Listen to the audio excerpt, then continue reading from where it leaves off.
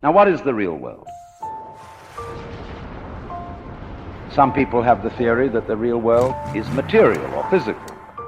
Other people have the theory that the real world is spiritual or mental. But I want you to point out that both those theories of the world are concepts. Before we decide either to save the planet or to destroy it, we pause for a moment of silence.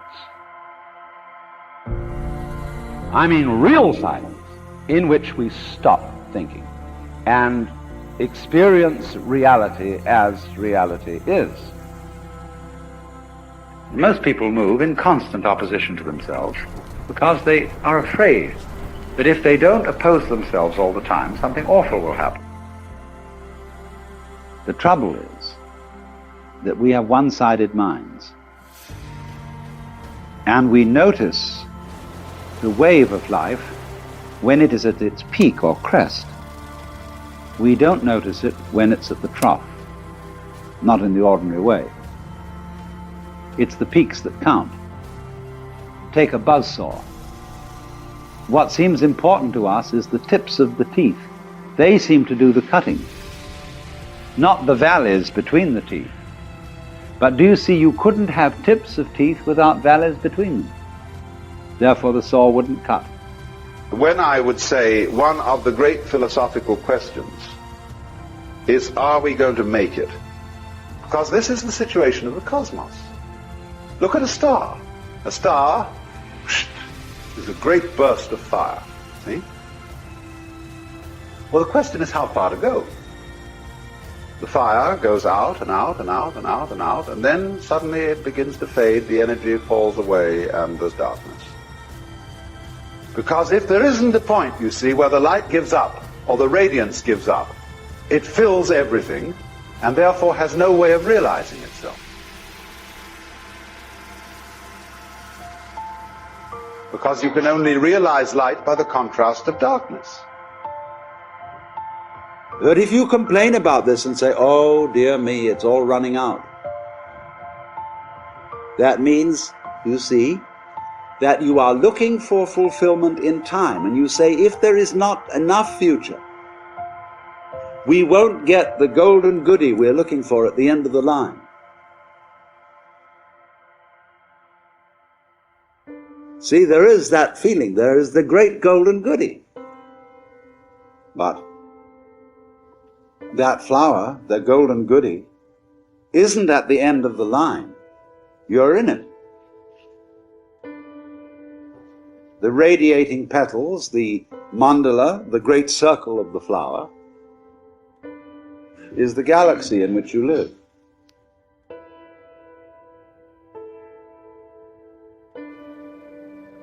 But we ignore that. We don't notice the valleys so much as we notice the mountains. Valleys point down, mountains point up. And we prefer things that point up, because up is good and down is bad. But seriously, we don't praise the peaks for being high and blame the valleys for being low. But it is so, you see, that we ignore the valley aspect of things. And so all wisdom begins by emphasizing the valley aspect as distinct from the peak aspect. We pay plenty of attention to the peak aspect. That's what captures our attention. But we somehow screen out the valley aspect. But that makes us very uncomfortable. It seems that we want and get pleasure from looking at the peaks, but actually this denies our pleasure, because secretly we know that every peak is followed by a valley, the valley of the shadow of death. And that's why then you, as a ray which shoots out of the Godhead, will say, are we going to make it? In other words, how long a ray are you going to be? And some people think, well, if I'm only a short ray, it's not really a great success. I want to be a long ray. I want to live till I'm 90, or maybe 100, get longer and longer. See, if you look at some sort of stellar form, object.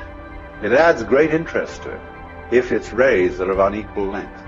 If they're all equal, it looks sort of flat and mechanical. But by having all sorts of different lengths, as you find them in some of those gorgeous radiolaria creatures that are minute animalcules of the ocean, there's a certain balance of length, there's a certain average which gives it a globular form, but many different lengths in the stems. Are we going to make it? This is always the question. But then you're not going to make it at a certain point.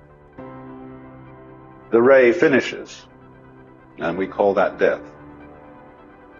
And so we resist change, ignorant of the fact that change is life, and that nothing is invariably the obverse face of something. So space, night, death, darkness, not being there, is an essential component of being there. You are actually not the ray so much as the source of the ray. That's where you are really, and the source doesn't vanish. And Lao Tzu says, "Sir, regard the universe. The stars come out invariably every night. The sun rises and sets. The birds flock and migrate without exception. All flowers and trees grow upwards without exception. You, by your talk of charity and duty to one's neighbor, you're just introducing confusion into the empire. Your attempt to eliminate self is a positive manifestation of selfishness. You are like a person beating a drum in search of a fugitive. In other words, try to live in such a way that nothing is either an advantage or a disadvantage." It is the whole universe radiating around you in which you are.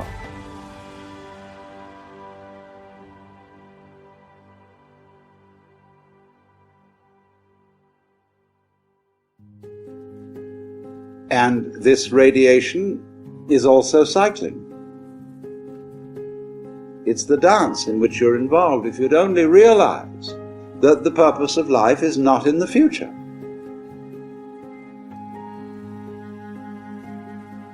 And if you think it is, you'll go on and on and on looking for it there and never find it. Because the future in its own way fades out in the same way as the past fades out. You get older and older and older, and if you don't come crash, you just peter out. It wasn't there. And you may feel vaguely cheated about the whole thing. You were given the come on, that there was something coming. There was that thing at the end of the line, the golden goody. But you've been sitting in the middle of the golden goody all the time.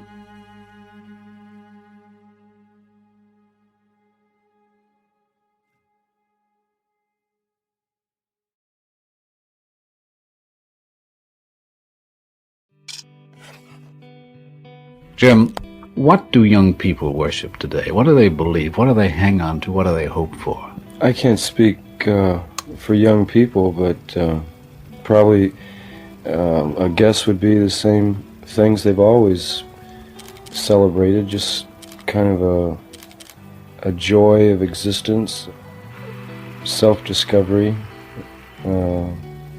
freedom, that kind of thing. Well, there's always been a generation gap in every age, but the gap now seems to be much more of a definite cleavage. The young people today seem to feel and think differently. What do you think has brought this about? So-called generation gap could be a result of larger numbers of young people. I think it happened after World War II. I think it's something like over half the population of the United States now is under 18 years of age, something like that. Politically and philosophically, the young people now seem to feel very definite ideas about the establishment, old systems of governing people, and moral attitudes. Yeah. When I was in high school and college, the kind of protest that's going on now was totally unheard of. At that time, to be a teenager, to be young, was was really nothing. It was kind of a limbo state. And I think it's amazing just in the last 5 years what's happened is young people have become increasingly aware of the power and the influence that they have as a group. It's really amazing. Does it surprise you that there is so much revolt on the campuses of this country against Washington and its policies? It really surprises me because, as I said before, when I was growing up and when I was in school, that was totally unheard of. You know, students really had no power. But if you look back in history, it seems to bear out the fact that every revolution has started with students and spread to workers, and I'm not predicting there's going to be a drastic turnover in this country, but all the indications are there. Life does seem to become more and more involved and complex. You know, we're becoming computerized and dehumanized in that process. That bugs me. I wonder how it bothers you and your generation. There does seem to be a trend toward a return to a kind of primitive outlook on life, a more tribal attitude, and I think it's a natural reaction to industrialization, but unfortunately it's kind of naive because I think the future is going to become increasingly mechanized, computerized as you call it, and I don't think there's any turning back. It's just figuring out a way to survive and thrive in that kind of society. I don't think there's any chance of going back. Look at it this way too. The hippie lifestyle is really a middle class phenomena, and it could not exist in any other society except ours, where there's such an incredible surfeit of goods, products, and leisure time. I think that's the reason for it, because the generations immediately preceding ours had world wars and depressions to contend with, and for the last 10 or 15 years in this country, there's time enough and there's money enough to live kind of a flagrant, outrageous lifestyle, which was impossible before. Jim, there's a line in your book of poems which reads, "The cleavage of men into actor and spectators is the central fact of our time." Well, I think that's undeniable, but I wonder, hasn't it always been that way with society? I suppose it has, but with mass media, today, it becomes more immediately apparent. I think what I was concerned with in that book was the fact that most people feel completely void and helpless in controlling their own destinies or controlling the destiny of human life. I think it's sad. More people should be involved rather than designating all these powers to a few individuals. I think the average person, whatever that is, should be a part of it somehow. And I think everyone feels that events are just going on without their knowledge or control. I think it's one of the tragedies of our time. I suppose it has always been that way, but now it's just become so obvious, Decisions are made for you in which you have no part of at all. I just lament the fact that so many people are content with living a very quiet, well-mannered, orderly life when so many obvious injustices, I guess, are going on, and they seem to ignore it somehow, or not care at all. Just let it happen without ever becoming involved. I think that's sad. Jim, relevant to your theory that people should get more involved in life and thus enjoy it more, you have written a line of poetry which reads, "The spectator is a dying animal." Now, isn't that a bit of a contradiction to what you've said previously? No, it's concerned with that same split between the actor and the audience. To me, there's something incredibly sad about a bunch of human beings sitting down watching something take place. And just when you think about it, I love movies as much as anyone else, but the spectacle of millions and millions of people sitting in movie theaters and in front of television sets every night watching a second or third-hand reproduction of reality going on when the real world is right there in their living room or right outside in the street or down the block somewhere. I think it's a tool to somnambulize or hypnotize people into a kind of waking sleep. But I think the major influence in the next decade or so is going to be the people who are able to assemble masses, huge masses of people into one spot, as we've witnessed in pop festivals in the last 2 or 3 years. I think will be the major influences on mass culture in the next decade. I think the rock music enthusiasts have created probably some of the most exciting music and theatrical events on the planet. I think they're fantastic. Well, part of generation gap is the difference in what people like in terms of music. Now, this is something that distresses me a little bit. It seems that the young people like all the same kind of thing. Now, I want more out of the young people than just that. Yeah, well, they're being programmed by their radios. They only play, the major radio stations, rock stations, only play 30 songs over and over and over, 24 hours a day. And it's been proven what you hear the most is what you like the most. So there's really no choice involved. Someone is programming it. So we are the victims of media. Uh-huh. What everyone should say is the medium is the message, and the message is me.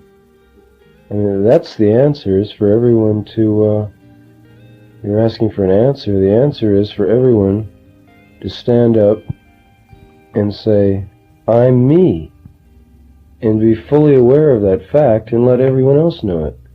Yeah. That you are yourself, and express it. Sir Paul McCartney is considered one of the most influential artists of the 20th century. He's famously regarded as one of the Beatles' primary songwriters. And not only did the Beatles have a profound impact on the sound of the 60s, but their cultural influence was undeniable, from rock pioneers to counterculture enthusiasts. It makes me wonder what Paul's thoughts are when it comes to the meaning of the Beatles.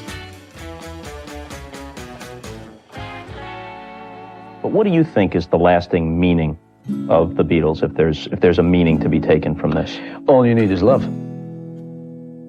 You know, after the 60s, that was kind of looked on as a bit sort of stupid. You know, hey, all you need is love, dude. You know, well, you need more. You know, we need weapons and we need defense or whatever, you know, which is also true.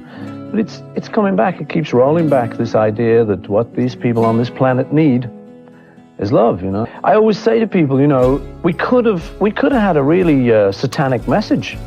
And with the power we had, boy, you know, we could have made quite a difference the other way.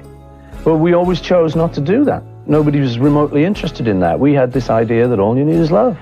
In the end, I still believe it. I think the idea gets knocked every so often because, you know, it's a violent world and that you do need other things. But I still think that's the message. That being said, All You Need Is Love seems contradictory to what happened after Michael Jackson bought the rights to their catalog. Michael Jackson has the rights now to all the Beatles stuff. How much did it bother you when Revolution was used to sell Nike sneakers and things like that? Heaps. With the Beatles, we had all those offers. You know, anybody who publishes songs, you get those offers. Hey, can we use this commercial? We had the offers from the big soft drinks companies. You know who I'm talking about. Big, huge offers to use a Beatles song, to use this and that. But we always turned them down because we believed it'd devalue the whole thing. We'd be seen to be selling out, which we were keen not to do. You know, we kind of felt that our fans believed in us and that we owed them some sort of integrity. We talked to them, we knew what they thought of us, you know. So something like Revolution, you know, it meant more than a pair of sneakers. But anyone who knows music publishing, there's a lot of pressure on you to do that because it's a big heap of cash comes in suddenly, and you know, it's very hard to resist for anyone. But I think we shouldn't do that. I think it's more sensible to leave the kind of legend intact, and I think they'll do great, the songs. I think they'll continue to do great, and I think to commercialize them like that, I think it spoils them. And having taken that decision with the Beatles, it's now out of our hands, really. We don't have the authority anymore to do that because it's now been sold. But I do still think it's a pity. And personally, I also think, as I say, it doesn't make commercial sense. I think you weaken, you end up with a weak catalogue of songs that are thought of as sneakers, automobiles, Snickers bars, and stuff, you know. If you are someone in as bright of a spotlight as Paul McCartney, you may look to the public for approval. Just like Paul's unique view on the commercialization of his songs, though, his thoughts on public approval are actually quite the opposite to what you may expect. The only approval I really look for is my own, because it's the only way to do it. I've tried it every which way, you know, and it really is the only thing that counts. Is if you like it, then you can give it to the world, and at least when the critics say it's a bunch of rubbish, say, well, I like it. And as long as you're convinced you do like it, that's the main thing. Similarly, the world can see Paul however they like, but Paul's own outlook on himself is the pure version that shapes the core of his being. You know, the thing is, I am still that little kid that grew up in Liverpool. Okay, I got really famous when here. I'm still that little kid. So I'm amazed at like the audience reaction and stuff, because I still don't believe it. You know, and the way I think, just like when I'm at home, I'm just slobbing out watching television, like anyone. So it's kind of him and me. Me is me. That was always in this body, and the body's just grown up. The guy behind the eyeballs. Yeah. And then him is that famous guy. He's very famous.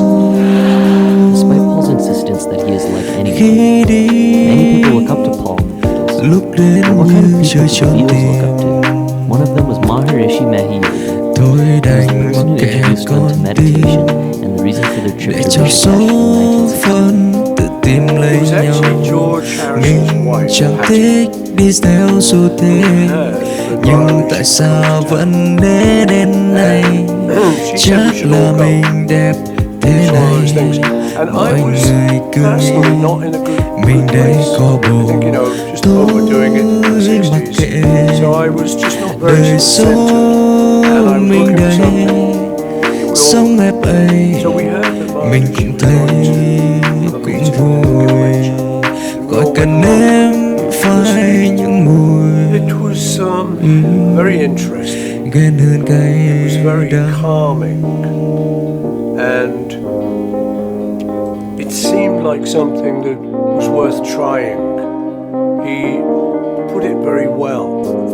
He made it seem simple. He made it seem very attractive.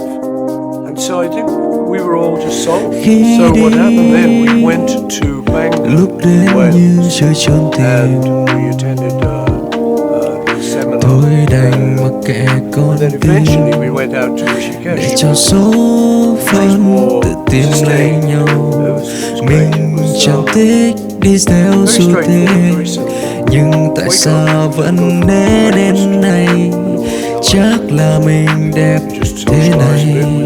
Mọi người cứ nghĩ mình đây có bồ. thôi mặc kệ đời số mình đây sống ép ấy mình cũng thấy cũng vui khỏi cần em phải những mùi ghen hơn cay Then you'd meditate in the afternoons. Sometimes Maharishi would have a meeting every so often with you. And you could talk to him about your experiences and he would help, guide you. And then in the evening there was a kind of question and answer session, which was slightly more formal. That was in a hall. And we would all just be in there, all the students, and Maharishi would come on and talk. And then he would take questions. He would just listen about people's experiences, and that was the sort of thing that happened each day. But yeah, there were some very blissful moments. I remember one in particular when I'd been meditating for a little while, and I got to a really good place. And I remember the feeling was that I was a feather. I felt like I actually was a feather floating over a hot air pipe. And it was a very nice feeling. And I remember that vividly. And I reported that to Maharishi and he giggled, yes, this is good. Meditation is something that comes from nothing, much like writing a song. Here, Paul explains his take on writing music. Yeah, if you think, I'll write a song, which, if I've got some time and I'm just sitting around, I'm fed up with watching telly, I think I could do. So I get my guitar, and I'm very conscious of the fact there's nothing there. I haven't got any idea what I'm going to do. It's a black hole. But then I start picking away and get a little bit of an idea, go, oh, that's nice. And you follow that trail. And at the end of maybe 2 or 3 hours, you've suddenly got this thing, you've got this song. So now instead of a black hole, you can now go and play this thing to people. You can now present this little discovery. Look what I just done. And it's a great thing to be able to do. It's kind of magical. And at 80 years old, he's still writing songs today. To most people, this may seem like an abundance of hard work, although Paul has a completely different outlook. Yeah, I say to people when they say you work hard, I say, well, we don't work music, we play it. And even though it might sound a bit glib, it is true. To me, it would be a hobby if I didn't do it professionally. It's just something I love. It's because you're creating this thing out of a black hole, and it's very satisfying. So I love to do that. So I just keep on and on. I mean, I've always got a song on the go. I've got a few on the go at the moment, just because I like the whole puzzle of, let's try and make this song work. Is it interesting enough? Does it say it in a good enough way? Maybe I should change that line. It's an ongoing, interesting thing for me. And then when you feel you've got it right, it's okay, that'll do. And it's very satisfying. I can't see myself ever stopping. So yeah, there's a lot of work or a lot of play. Best advice you've ever received?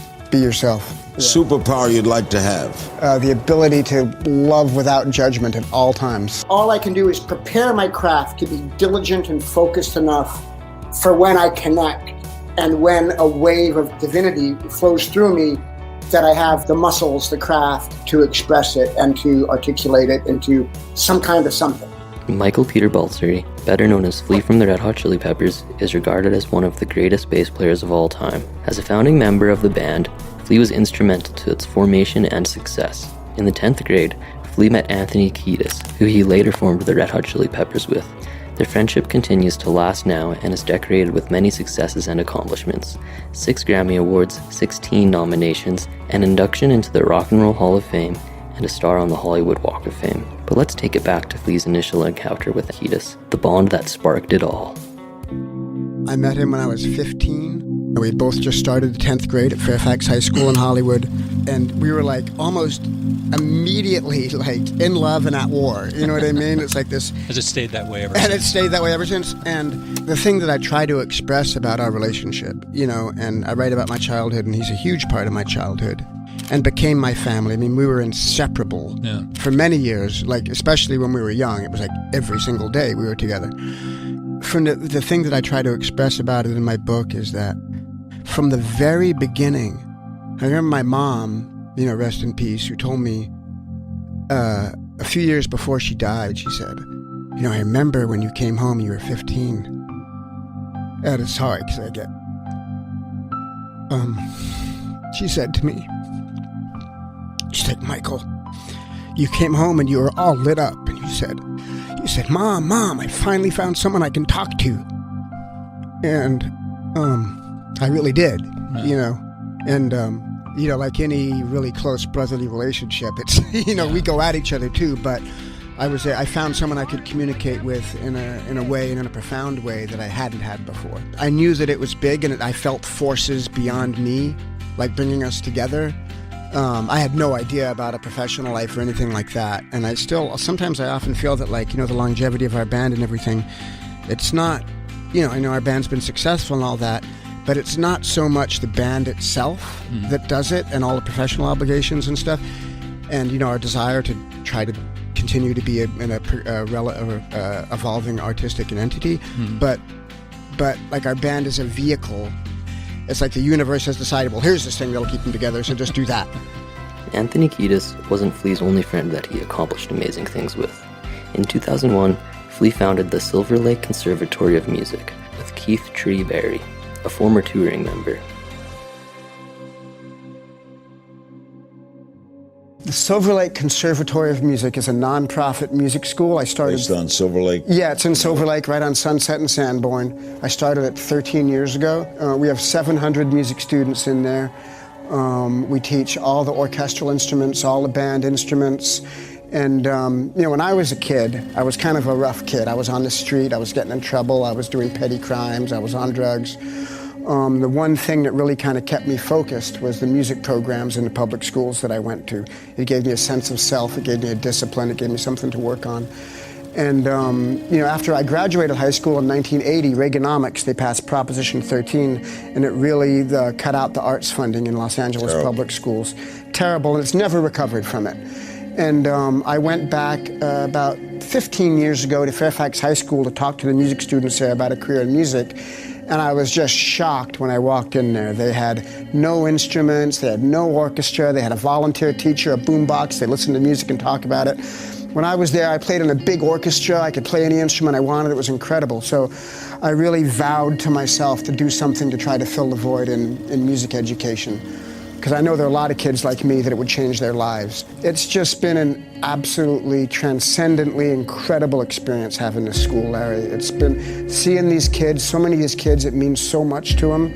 And seeing especially the ones that are really earnest and really care about it, it's just great to see them blossom and grow. Other people in the band work at the school? No, we do, you know, some have, like we do performances for the kids and fundraisers and stuff. It's just been just a little bit about the school. The school is not about being famous, it's not about being an entertainer, it's a really academic school. It's a process-based thing. It's not even about music education as a means to an end. It's just about the educational process itself and teaching kids to, you know, enrich their lives with music. Why, whenever they make budget cuts in education, arts go first? I don't know. It's terrible. You know, I mean, for us, we think about it as, you know, the 3 A's instead of the 3 R's, and arts, academics, and athletics all being of equal importance, and they should all be given equal attention in school. And he's continued to hold arts and athletics near and dear to his heart. Given his amazing stage presence, it's no surprise he uses these tools to connect mind, spirit, and body, allowing him to remain in the present moment. When I'm in a healthy creative space, when I'm truly able to get gone in my creativity, whether the work that I'm doing is of a high quality or not, I become present. And when I'm present, I'm able to be there for other people. I mean, music and all forms of art as well. And for me, athletics as well, like motion, anything that makes you completely present in the fucking moment and alive with all of, mind, spirit, and body. Everything there is, for me, it's always been a search for that. Like, that's why, even when I had no idea what it was, even doing drugs, that was the bliss that I was searching for, was to be present. And it wasn't until I got older and stopped doing drugs and, went through traumas that made me confront my childhood trauma that let me know that that's what I was searching for. I just didn't have to fucking shoot heroin in order to achieve it. There were other ways. As mentioned, Flea has had his battles with drug addiction. This resurfaced when, after years of hard work, the Chili Peppers finally bursted into stardom. The stark change of lifestyle took an intense toll on Flea's mental health. It took a well-respected friend's words of wisdom to get him through the hardest times of his life. I was about 30 years old in 1991, 92, 29 years old, just turning 30. And I became incredibly ill. And also, like, my band had just become this, we had gone from years of, sleeping on people's floors, touring in vans, doing all that. And all of a sudden, everything we wanted came. All the money, all the validation, all the "you're so great." And I became so sick, and it wouldn't go away. And for 2 years, I lost it. My immune system fell apart. Everything that I thought made me great. Like, I could rock out all night, I could take drugs, play basketball all day, be the funniest guy, be the drunk guy, be the high guy, be the this guy, and I had nothing. And everything that I thought was me was gone, and it was completely traumatic. And it was like the universe forcing me to sit still and to deal with myself. Everything fell apart. I stopped. I canceled everything. I went home. And I was like in tears all the time. I was depressed. I was miserable. And I was like that for about over a year. I started like going to doctors and trying this and meditating and, you know what I mean? Like, help, Mr. Wizard, and I knew I can't do drugs anymore. I can't. I stopped everything. But it wasn't until, and there's someone, like a woman I really respected, told me, she was like, "How you doing?" I said, "I'm just fucking miserable. I'm so sad every day." And she said, "Well, Flea, until you get on your knees and be grateful for exactly where you are, it's not going to change." And that's what I did. Devastatingly humbling, But it literally, it's like at that moment, everything shifted in my life. It was a watershed moment. Since then, he's exploded back into the music scene, creating numerous musical masterpieces. From Give It Away to Under the Bridge, there's something we can all enjoy. Flea is so talented and well-practiced that his playing often seems effortless. Even so, he speaks of creative frustrations that he still struggles with in the present day. In every creative endeavor I do, in a state of fear, in a state of not being good enough, in a state of yearning and reaching for trying to fulfill the feeling of what I want, of what I want to connect with. I have my moments. I have my moments when I'm gone, like when I'm playing live and I'm absolutely gone.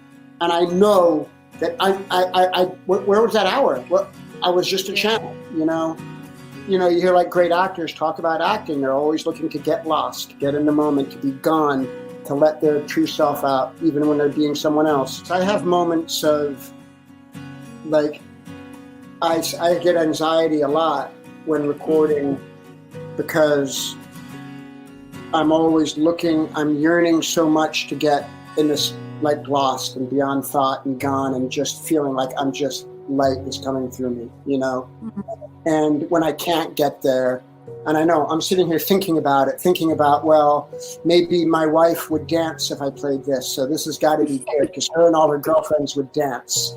But even then, I'm mad at myself because I'm thinking. Yeah. And like, even if it was a moment of levity and I actually kind of got into a good rhythm for a minute, I'm like, fuck, I'm thinking. And then I start having a panic attack because I'm not supposed to be thinking, I'm supposed to be gone. So I have that struggle. But Rick gave me an analogy once, Rick Rubin, about similar to ditch digging. He's like, it's like, Flea, you're going fishing. You can't get the magic groove every time. You cast your thing, you're diligent, you stay there, you're always fishing. And sometimes you catch, the magic behemoth, Beowulf rears his head from the depth and everything happens, and sometimes you sit there and get a sunburn, and that was a kind of a similar analogy for me. And I think it's safe to say, when he is able to clear his mind of thought, there truly is something magical expressed. But what does Flea want his audience to take away from this expression? All I want the work to be a vehicle for connection, to bring people together, to create love and create empathy. And for people to just trip out and get lost and have joy and to identify it. Well, let me simplify this. I want any art I make to serve the purpose of making people feel less alone. That's the whole thing. Ringo Starr is one of the last remaining members from the iconic rock group, the Beatles. He made an obvious impact on the music scene throughout his life, but his sense of spirituality is also no secret. Many people often contemplate the question, what is God? It's looked at as one of the most complicated questions one could answer in life, although Ringo is able to explain it in the most simple and profound way possible. Although that's just my opinion. Hear it in Ringo's words, and decide if his definition is true to you. I'm going to ask you a very simple question, Ringo. What is God? God to me, my God in my life, God is love. Pure love. Love is an incredible power. If you give out love, the reaction to it is so great, even to like crazy violent people.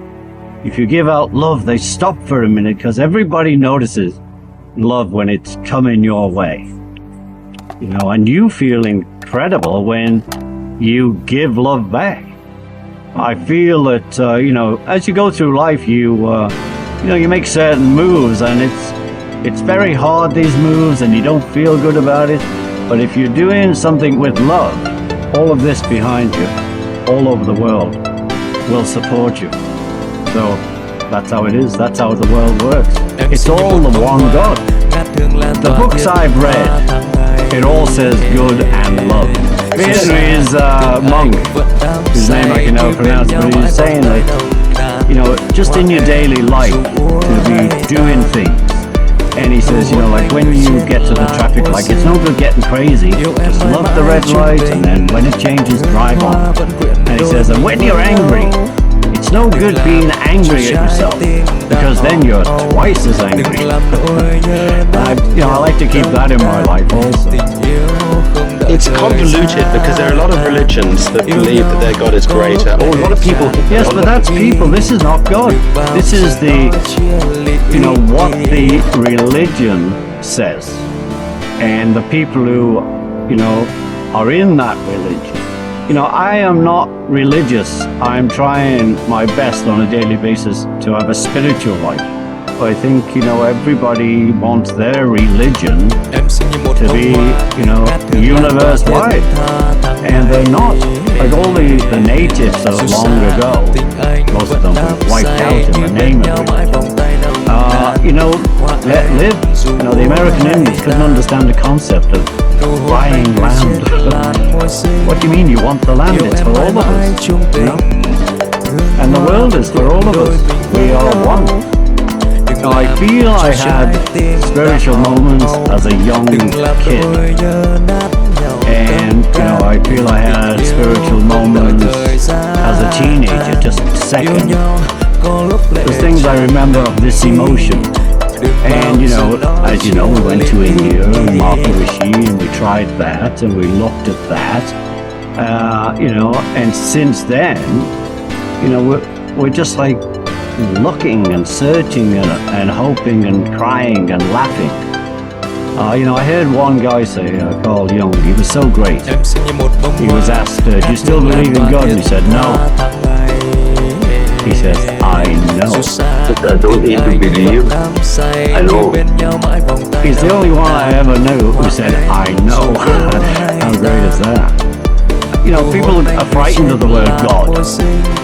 They don't call God, and you can't just say God. Well, you can. Someone asked me once, well, what is your concept? And I went to go off into these 60s madness of energy and things like that, and I thought, oh my God. I don't know. God is love. keep it simple. What do you think happens when you die? Personally, I believe I go somewhere. So you believe that your spirit is separate from your body? I do. Do you believe and that the spirit does not cause the madness, and it's not the power-hungry situation that a lot of humans go into. That's the human condition. God is love. Love is love. And the more we put love in our life, that's all I ever want to say. There's more love on the planet. Although many people left the peace and love message in the 60s, Ringo held on to it strong. It's become his motto in life, and he spreads the message of peace and love any chance he gets. Peace and love. Some people who first ran into the peace and love message in the 1960s gave up on it. How did you hold on to the peace and the love, Ringo? It just became natural for greeting peace and love, brother. It was embedded in the 60s, of course. I didn't invent it. And I love the 60s. I mean, what a change went on in everybody's life, thanks to Timothy Leary, of course. But I don't know. It's just that I was on tour. I hadn't been out live for years. And it just became like, hey, peace and love, everybody. And it just sort of went from there. Then we have my birthday, special, 7th of July, and we have a peace and love moment at noon. And so I just use it any way I can because I truly believe in peace and love. In 1968, the Beatles traveled to India to take part in a transcendental meditation course with Maharishi Mahesh Yogi. A quote from Ringo that sticks out to me is, "At the end of the day, I can end up just totally wacky because I've made mountains out of molehills. With meditation, I can keep them as molehills." Over 40 years ago, we ended up in Rishikesh, and that's where we met. Well, it wasn't where we met, it's where we hung out with Maharishi. We'd met him a few months before in Wales. And since then, sometimes a lot and sometimes a little, I have meditated. And, it's a gift he gave me, was my mantra. That's something I could use and something no one could take away. So it's one of the few things I was ever given that means that much to me. Having someone as accomplished as Ringo, it's strange to think of who his role models would be. Although it seems clear to me that he looks up to Maharishi. It's no surprise that he's a supporter of the David Lynch Foundation and its efforts to fund the teaching of meditation in schools. When I first met him, I was in a room because it was in a university, so we're like in dorm, in a dormitory, we're all living. And it's one of those mind-altering moments of your life because the man was so full of joy, and happiness, and it just blew me away. On my best day, I never felt like he looked. It was so far out. I just thought, I want some of that. You know what I mean? That was the best thing that could happen. Where were you before that? What were you? Well, I never meditated in my life. But even just your head, No, my head was a bit in those last sort of 67. Mainly 67 was a bit confused. A lot of things were going on. And anyway, he was one of the people who helped me out of that. Just, not that he said, here, I'm helping you out. He was helping everybody, but he seriously helped me. Well, the sense of David in his work is brilliant. I mean, he's doing a lot more than I am, and you, and, the foundation. I mean, that's what it's working for. The big one for me, of course, is the bringing meditation into schools. And, and he was telling me that, they know from the heads of schools that the violence has gone down. How far out is that? Particularly when kids are taking guns into school. I know. Well, it's in hard schools it mainly goes in. That is incredible. You have to support him for that.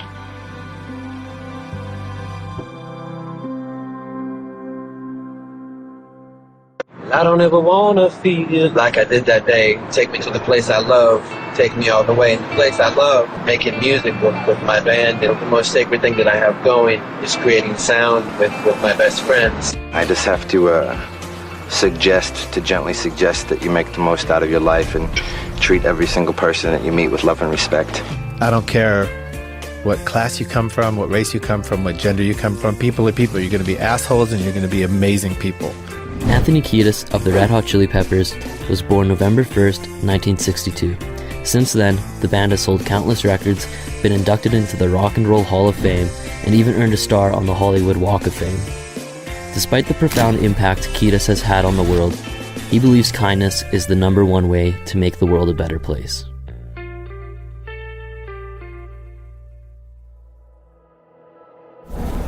What's one thing that you believe would make the world a better place?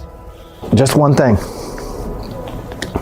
My honest answer would be kindness. My sort of self-centered answer would be music. And my super-centric answer would be air that you can breathe. Having just come from Cairo, where the simple, taken for granted act of breath is not an option. Let's go with kindness. I feel like when you get to the metaphorical gates of Peter, really all they're going to ask you is, were you kind? And I don't know, maybe the whole point of this little tiny blink of an eye that we're here is just to decrease the suffering through kindness and other thoughtful acts. It could be painting, it could be caregiving, it could be just smiling. That's all. Anthony was recently a guest on the Joe Rogan Experience. The conversation was one of my favorites, and I think we can all learn from Anthony's simple yet profound philosophy on life. Sometimes I'm shy and bashful and reclusive and I just want to chill. And people want to take pictures or have me talk to their girlfriend on the phone. Or Small price. This brings me to my new philosophy in life, which I remind myself every day. So 2 months ago, we were playing at the MetLife Stadium in New Jersey. Big, beautiful stadium full of people excited to sing and dance. And these two painter sisters from Texas, raised in Manhattan, brought their friend to the show. We're like, great, come and we'll hook you up with tickets and passes. Come say hello. Beautiful people.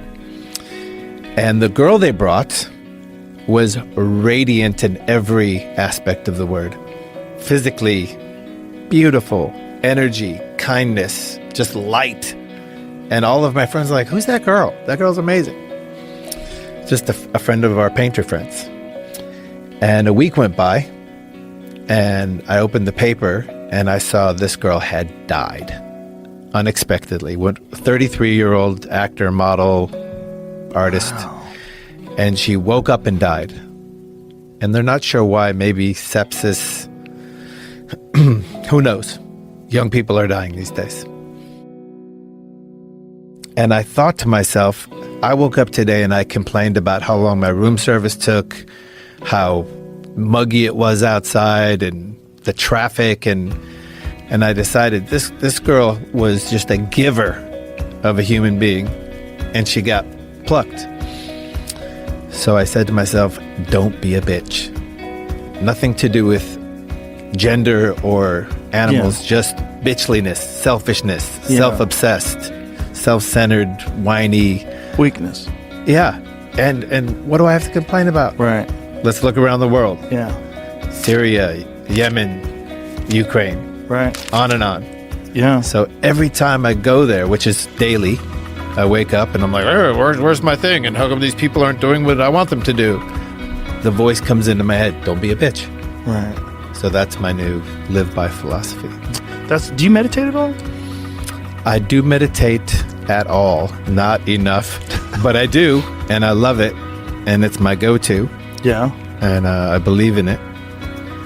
Rick Rubin actually shared the art of meditation with me when I was a kid, younger. early 90s.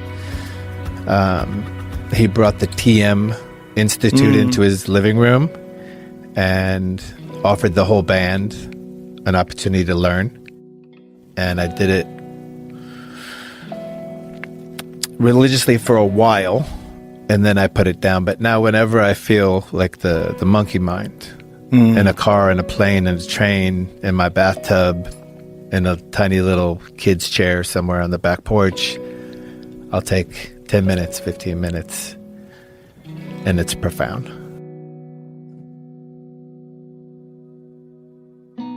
We went to a Native American reservation last Wednesday, to play a show. And about 9 months ago, we were putting out all this music, and Flea had been to a powwow. And he's like, the dancing blew me away. They're so dedicated. They're so beautiful, so artful. It's like, we got to get to a reservation and play music. I was like, great idea. Let's do it. So it finally came to pass last Wednesday, and somehow we chose the Hoopa tribe in Northern California, in Hoopa Valley, California. And we arrive, and it's a school gymnasium, and it's a free concert, and all of our equipment is there, and it's just cool people. They're very poor and very isolated, and we just wanted to go rock out for them. But the first thing they did was give us all this cool stuff that they made, which is Native American gear, and they wanted us to wear it. They're not worried about appropriation. We could sing songs all day long about our take, like my band, on their experience. They love it. If we get it right, if we get it wrong, they just love that we care. And it was the best show of the year for us, because nobody paid. It was kids in a school gymnasium in the middle of nowhere. Surreal. They didn't believe we were coming. They're like, we don't believe it. Why? Why us? Like, we chose you. Let's just have fun. That's amazing. But they definitely defied the concept of appropriation, like right off the bat. Here's our stuff. Please wear it. We love the culture. We love it. And, people are people. I don't care what class you come from, what race you come from, what gender you come from. People are people. You're going to be assholes, and you're going to be amazing people. Just people are people. Listening to the Chili Peppers, there is a vivid sense of nature passing through their music.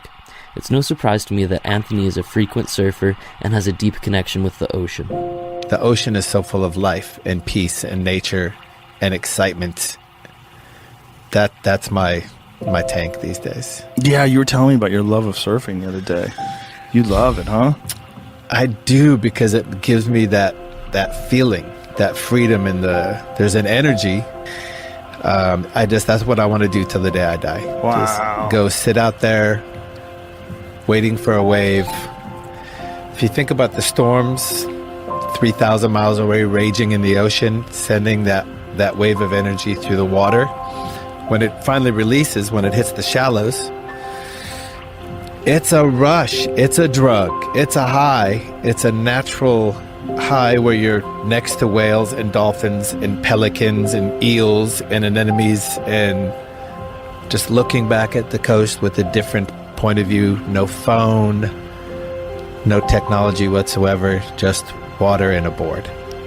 There's also a thing about being next to the ocean that's very humbling. I think it's very good for people to be just confronted by inescapable beauty and power of nature. And that's what oceans do. I need that. I need to be humbled daily. It's good for everybody. The mountains do the same thing. They do. Yeah. 100%. Yeah. You know what the root of that word is? Which word? Humble? Humble. No. To be close to the ground. To be low to the ground. Oh, really? Yeah. That makes sense. Yeah. Feels right. If you know the Chili Peppers, you know their hit song Under the Bridge. Not only is it a musical masterpiece, but it's evident that the song was crafted from a place of raw emotion and truth. The hardest of the hard, the gangsters of LA. I'll be riding down the Sunset Boulevard, and I'll hear Under the Bridge coming out of a lowrider, and it is the toughest, scariest, most loped out looking dudes, just melting with Under the Bridge. I'm like, okay, that was a day well spent, writing that song. The song on our new record called Under the Bridge, which is a ballad, if you will. And that song came about because during the course of my life, I was what you might call a hardcore junkie for many years. And during that point in my life, it was a very sad time, and everything that was beautiful and precious and sacred to me sort of took a back seat as my need for this chemical dependency just got more and more disgusting and insane. And unfortunately, I've been clean for 3 years now, and my life took some massive changes, and everything that was sacred and beautiful that I had lost has now come back to me more than I could have ever hoped for. But during that time, I reached some ultimately low depths of incomprehensible demoralization, which are very much in my memory. And part of that incomprehensible demoralization is loneliness. And that's something that I think every drug addict can relate to, is there's this incredible deep sense of loneliness, of emptiness that you're trying to fill up with whatever it is you find. And in my case, it was drugs. So sometimes I get these bursts of loneliness that kind of remind me of that point in my life. And one day I was driving back from a rehearsal for this last record that we were writing, and I got one of those bursts of loneliness, and I didn't really feel like there was a single soul in the universe that I could connect with. On a gut level, on a heart level, on a spiritual level, on a level of love. I just felt like I was all by myself. So I started singing to myself on the freeway, on the Hollywood freeway, coming back from rehearsal. And without thinking about anything, an entire song came into my head. And when I got home, I wrote it down. And the crux of the song is based on loneliness. And there's this one little lyrical phrase that comes in at the very end of the song, which says, "Under the bridge downtown is where I drew some blood. Under the bridge downtown, forgot about my love. Under the bridge downtown, I could not get enough. Under the bridge downtown, I gave my life away." And what that was referring to was a point in time about 5 years ago when I had nothing in my life. I had no friends or places to live, or automobiles, or relationships with my family. And all I had was this connection of mine named Mario, who was a Mexican mafia ex-convict, and he and I would stroll the streets of downtown looking for our next score. And on one particular afternoon, it was very hot in the middle of summer, and I'd been up for days, and he and I found what we were looking for, and we went to this bridge that was downtown in the middle of Los Angeles in this ghetto, and it was a freeway bridge. And there was a little passageway that you had to go to get under the bridge, and only certain members of this Mexican gang, which were all ex-convicts, were allowed to go in there. And the reason that they let me in is because this guy Mario said that I was going out with his sister, which was a lie, just so we could go in there and do what it is we wanted to do, which was to use these particular drugs we had just gotten. And that always sticks in my brain as a low point in my life, basically, about as low as I could get.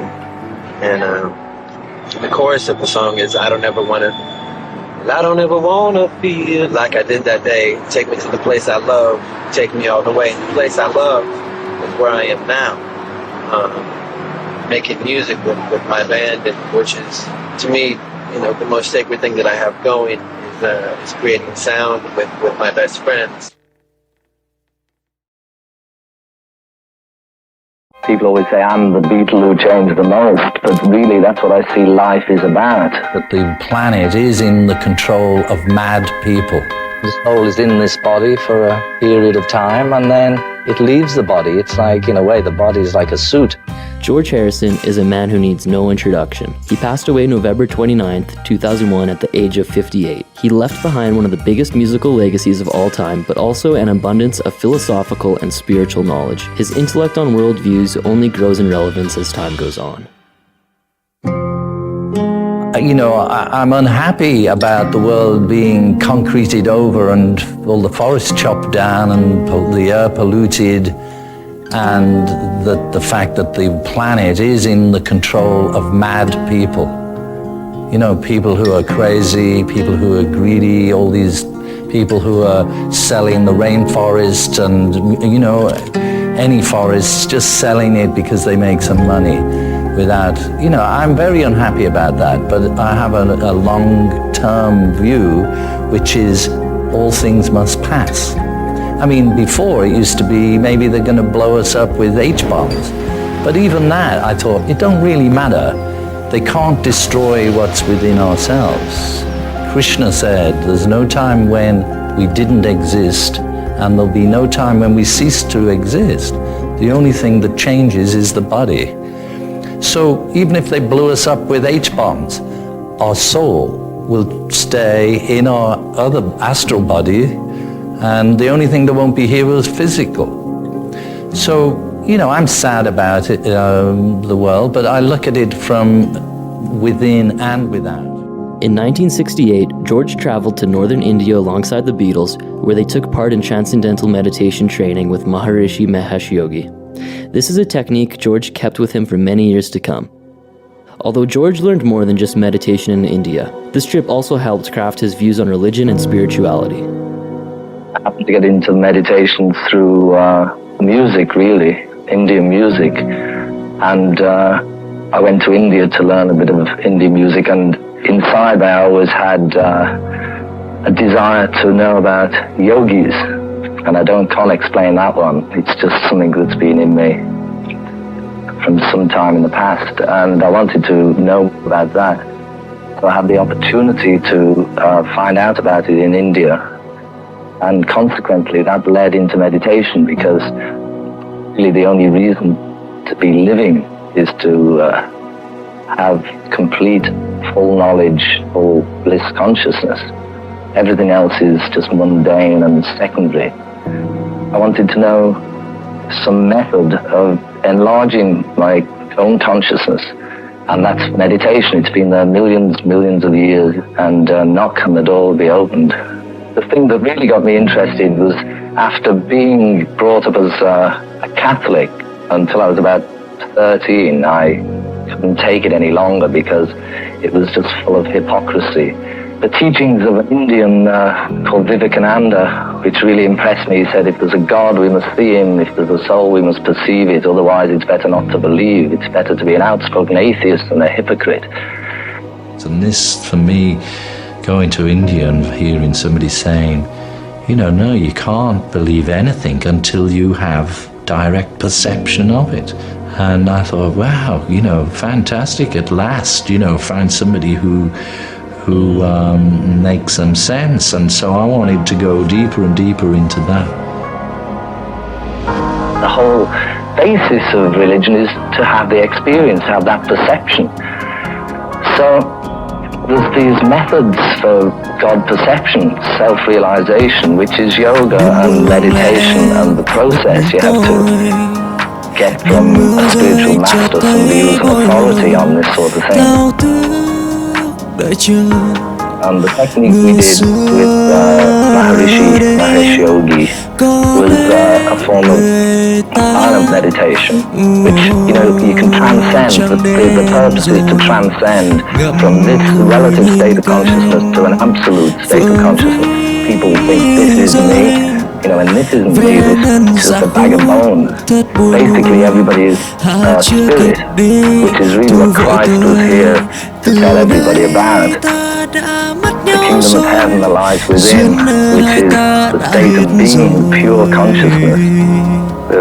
So, through many years of pollution of consciousness through material energy and this association, then we've all ended up in a fallen state. But really, everybody is basically potentially divine. So yoga, all these methods are really ancient methods just to stir the pollution of your system and consciousness, and to cleanse the system. The whole thing of purity that they talk about in religion is really a mental, physical and spiritual purity, which is obtained through discipline and through practice. So the meditation we did with Maharishi Mahesh Yogi was to sit silently and to transcend through the sense of sound, like you can transcend with hearing or with touch or taste or vision.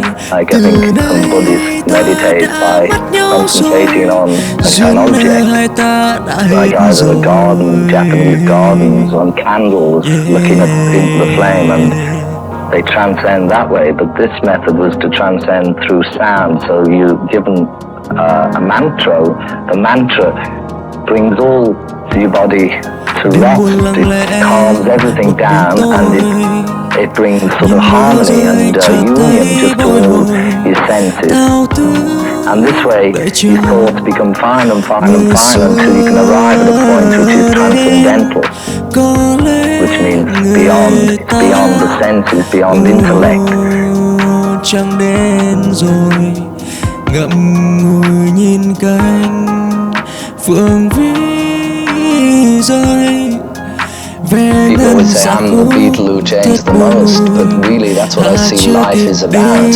Unless you're God conscious, then you have to change, because it's a waste of time. Everybody is so limited and so really useless when you think about the limitations on yourself. And the whole thing is to change, try and make everything better and better, and that's what the physical world is about, it's change. Change that happens through meditation. I mean, it's a gradual sort of thing, but the more you realize with anything, with just growing older, the more you realize it helps you in some way. With meditation, you're able to understand that there is this unity lying beneath everything. There's something there within every atom that holds it all together, and that in actual fact it really is one. But on an intellectual level, to say it is we are one, then, I mean, again, you miss the point. It's an experience. You have to really have that perception. Maharishi said, for a forest to be green, each tree must be green.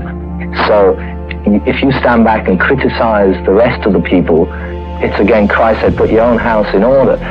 Automatically, if I'm to criticize somebody else, I suddenly come back to myself and realize until I'm straight, then I'm in no position to be able to criticize others. Any time of the day, any situation you're in, you can get control of yourself just by sitting quietly and by turning off from the external problems we have, noise and all this society. You can go inside yourself where it's always calm and peaceful. On this level of consciousness, it's like the ocean, which is always changing, and the bottom of the ocean is always calm and still.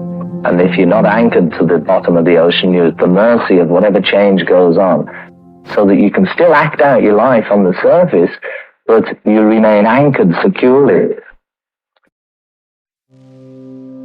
When asked about astral projection, he relates back to experiences he had during meditation. His views on astral projection and death also seem to carry similar traits. A strange experience when I was in Rishikesh. I went on a meditation course where the object was to meditate deeper and deeper and deeper for longer periods of time, to plug into the divine energy and to raise your state of consciousness and tune in to the subtler states of consciousness, and all those things like walking on the water and dematerializing your body at will are just sort of things that happen along the way. So it's hard to actually explain it, but it was just a feeling of just the consciousness traveling. I don't know where to, and it wasn't up, down, left or right. No body there, but at the same time you don't feel as though you're missing anything. You know, the consciousness is complete. How I see it is that the soul is in this body for a period of time, and then it leaves the body. It's like, in a way, the body is like a suit that you put on. Do you have any idea where it goes? Yeah. Christ said in the Bible about the three cages for the bird of paradise, which is the soul being the bird of paradise, and the three cages being the three bodies that house the soul. And there's they call it the causal body, and then around that's the astral body, and then there's the gross physical body. So death is really when the physical body falls off, but the soul's still in two other bodies, so it's then on the astral level. Do you think life is triggered? In some respects it is, although we do have control over our actions right at this moment. I think what we are now is the result of our past actions, What we're going to be is going to be the result of our present actions. As again they said in the Bible, that God is not mocked. Whatsoever a man soweth, that shall he also reap. That means the law of karma, action, reaction. So we can, there's certain things that maybe there's no way out, like there's no way I wasn't going to be in the Beatles, even though I didn't know it. In retrospect, I can see it was a setup. But at the same time, I do have control over my actions, and I can, do good actions or bad actions, or like I said, I could try being a pop star forever and going on TV and do concerts and be a celebrity, or I can be a gardener.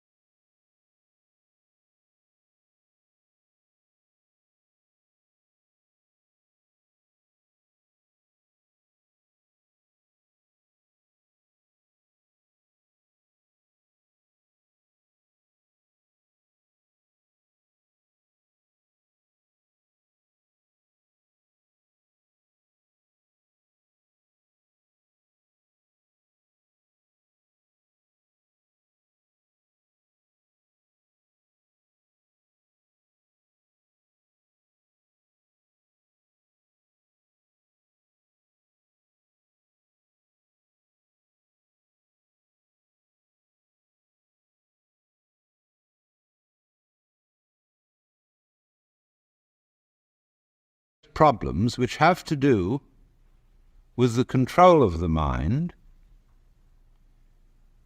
And so I might introduce what I'm going to say by saying it from different points of view.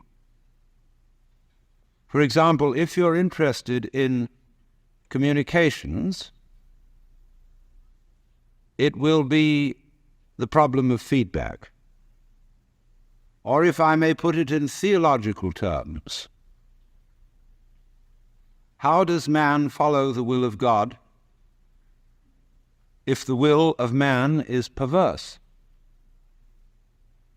The theologians say, you cannot do this without having divine grace, or the power to follow the will of God.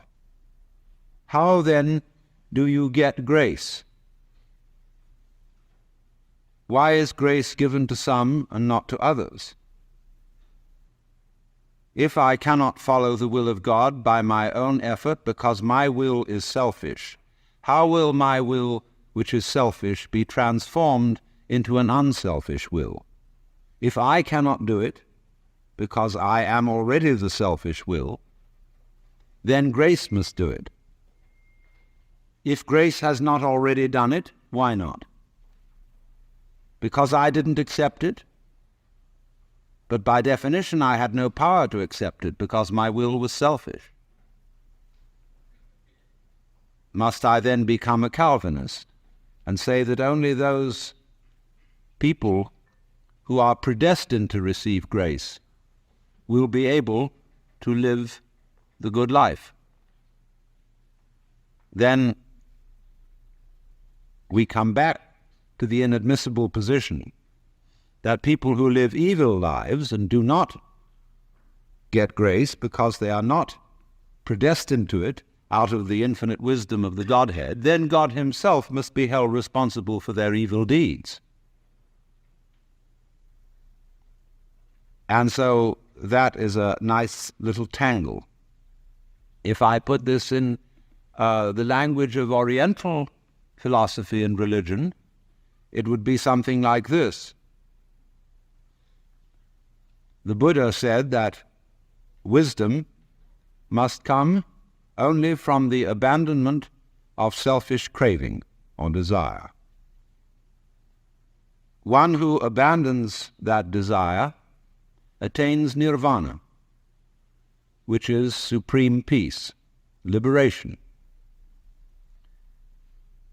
Nirvana means in Sanskrit, blow out. That is, exhale the breath. The opposite, desire, is to breathe in. Now, if you breathe in and hold it, you lose your breath. But if you breathe out, it comes back to you.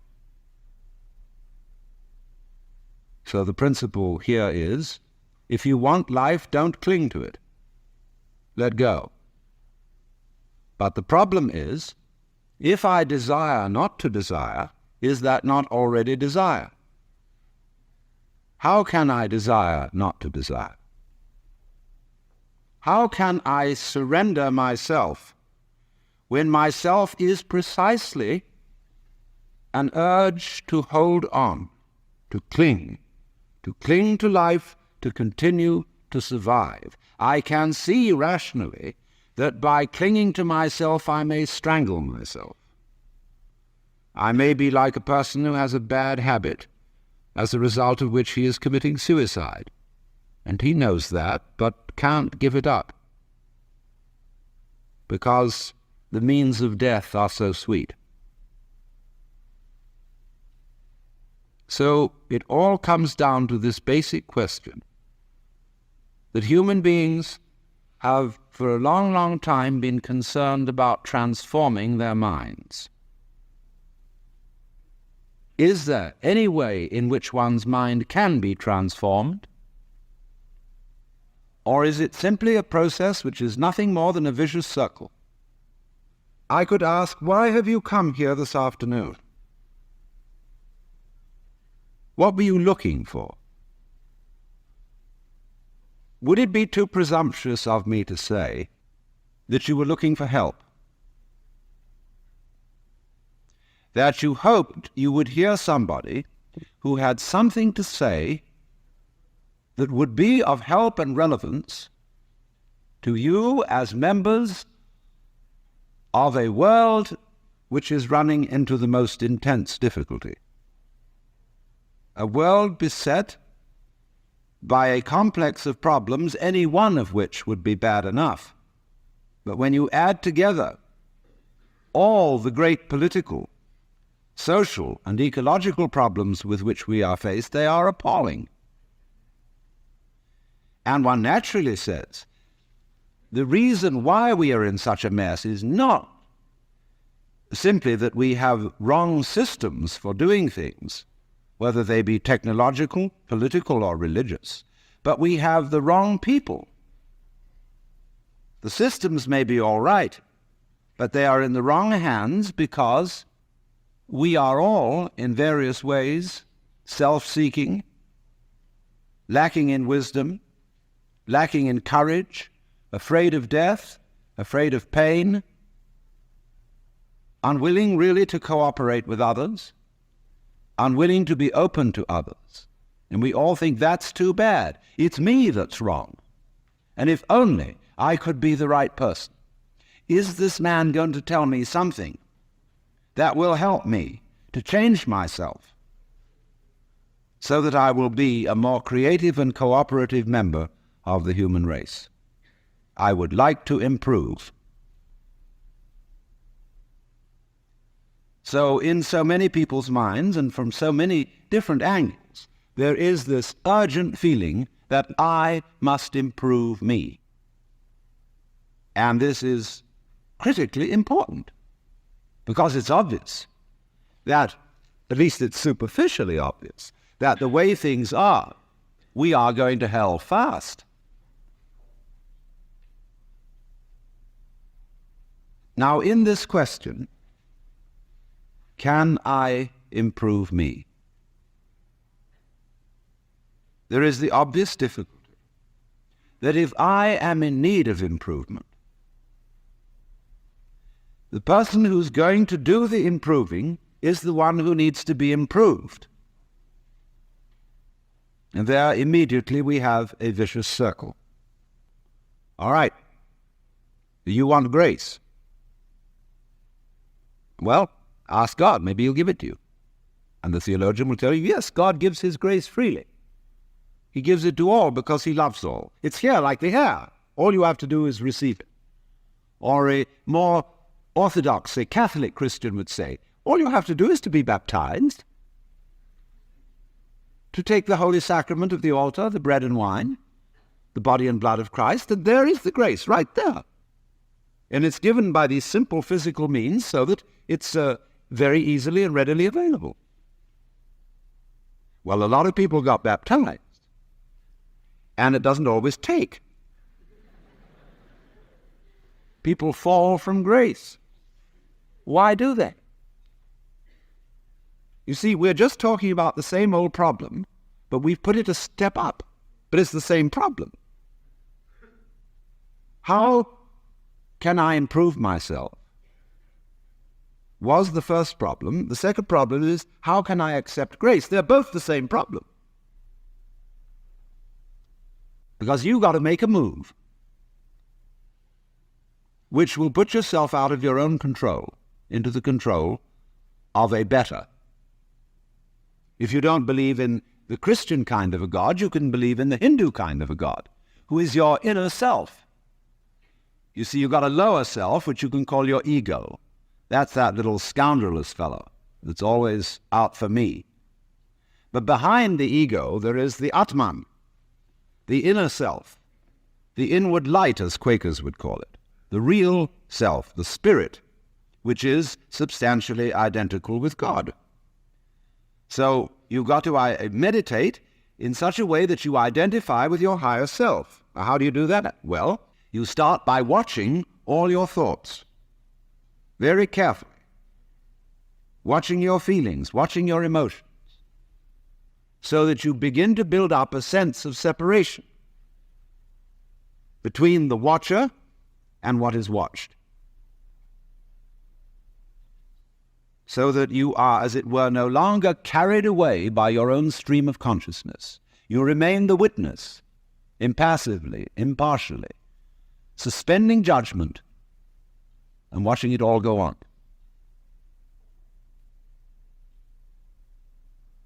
That seems to be something like progress. At least you're taking an objective view of what is going on. You are beginning to be in a position to control it. But just wait a minute. Who is this self behind the self, the watching self? Can you watch that one? It's interesting if you do, because you find out, of course, that this is, just as the problem of grace is nothing more than a transposition of the first problem. How am I to be unselfish? By my own power. It becomes, how am I to get grace by my own power? So, in the same way, we find that the watching self, or the observing self, behind all our thoughts and feelings, is itself a thought. That is to say, when the police enter a house in which there are thieves, the thieves go up from the ground floor to the first floor. When the police arrive on the first floor, the thieves have gone up to the second, and so to the third, and finally out to the roof. And so when the ego is about to be unmasked, it immediately identifies with the higher self. It goes up a level. Because the religious game is simply a refined and highbrow version of the ordinary game. How can I outwit me? How can I one-up me? So, if I find, for example, that in the quest for pleasure, the ordinary pleasures of the world, food, sex, power, possessions, all this becomes a drag, and I think, no, it isn't there. So I go in for the arts and literature, poetry, music. And I absorb myself in those pleasures. And after a while, they aren't the answer. So I go to psychoanalysis, you see. And then I found out that's not the answer. I go to religion. But I'm still seeking what I was seeking when I wanted candy bars. I want to get that goodie. Only I see now that, of course, it's not going to be a material goodie. All material goodies fall apart. But maybe there's a spiritual goodie that's not going to fall apart. But in that quest, the quest is not different from the quest for the candy bar. Same old story, only you've refined the candy bar and made it abstract and holy and blessed and so on. So it is with the higher self. The higher self's your old ego. And you sure hope it is eternal, indestructible and all-wise. But then the great problem is how to get that higher self working. How does it make any difference to what you do and what you think? I know all kinds of people who've got this higher self going, practicing their yoga, but they're just like ordinary people, sometimes a little worse. And they can fool themselves. They can say, for example, well, my point of view in religion is very liberal. I believe that all religions have divine revelation in them, but I don't understand the way you people fight about it. You fight and say that we Jehovah's Witnesses have the real religion. Others say, well, we Roman Catholics have it. And the Muslims say, no, it is in the Quran, and this is the right way. And somebody else gets up, and he may be a rather highbrow Catholic, and say, well, God has given the Spirit through all the traditions, but ours is the most refined and mature. And then somebody comes along and says, well, as I said, they're all equally revelations of the divine. And in seeing this, of course, I'm much more tolerant than you are. You see how that game is going to work? See, I could take this position.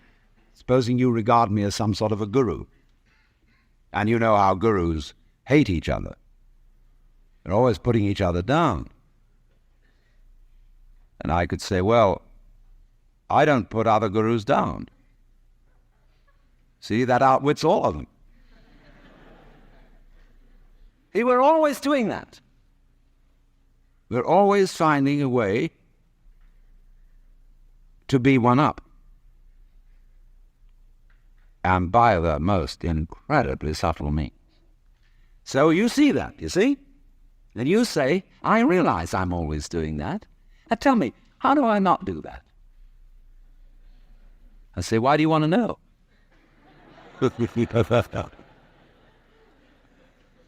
Well, I'd be better that way.